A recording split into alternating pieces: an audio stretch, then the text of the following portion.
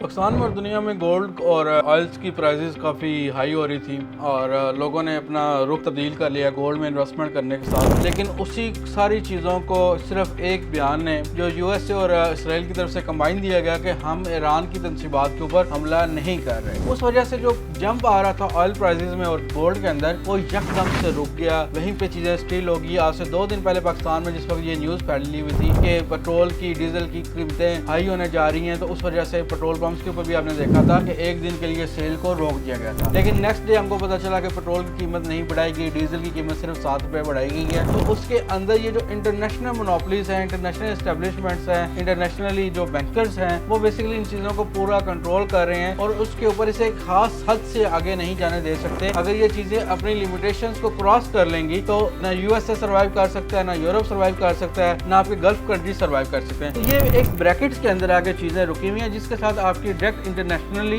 جو اسٹیبلشمنٹ ہے وہ انگیج ہوتی ہے۔ تو لیکن اسی کے پیرلل جس کو اتنا انڈر اسٹیمیٹ کیا جا رہا ہے آج کل پاکستان کے اندر ریئل اسٹیٹ کو، تو پراپرٹی کی قیمتیں یہاں پہ آپ کا کمپٹیشن جو ہے وہ آپ کا اپنے ملک کے اندر اپنی جو نئے تعمیرات ہو رہی ہوتی ہیں، نئے جو سیکٹرز آباد ہو رہے ہوتے ہیں، یہ اس کے ساتھ انٹر لنکڈ ہوتی ہیں چیزیں، جس کا نہ انٹرنیشنل اسٹیبلشمنٹ کے ساتھ کوئی رول ہے نہ کسی اور چیز کے ساتھ کوئی رول ہے۔ تو ریئل اسٹیٹ کو کبھی بھی نہ ہم گولڈ کے تناظر میں دیکھ سکتے ہیں، نہ آئل اینڈ گیس فیلڈ کے تناظر میں دیکھ سکتے ہیں، نہ ہی بٹ کوائنس کے تناظر میں دیکھ سکتے ہیں۔ ریئل اسٹیٹ ٹوٹلی ایک سیپریٹ چیپٹر ہے ہم لوگوں کی زندگی کے اندر کہ پاکستان کی ریئل اسٹیٹ کو پاکستانیوں نے خریدنا ہے اور پاکستانی اس کو اس وقت تک خریدتے رہیں گے جب تک وہ بچے پیدا کر رہے ہیں، یہاں تو بچے پیدا کرنے پاکستانیوں کو چھوڑنے پڑیں گے، ادروائز ریئل اسٹیٹ میں سے نکلنے کا اور کوئی حل کسی کے پاس بھی موجود نہیں ہے۔ سونے کے بغیر بھی گزارا ہو سکتا ہے، آئل کے بغیر بھی گزارا ہو سکتا ہے، بٹ کوائنس کے بغیر بھی گزارا ہو سکتا ہے، لیکن ریئل اسٹیٹ کے بغیر گزارا نہیں چل سکتا، کیونکہ جیسے جیسے بچے بڑھتے جائیں گے ویسے ویسے گھروں کی ریکوائرمنٹ آئے گی، جیسے جیسے گھر بنتے جائیں گے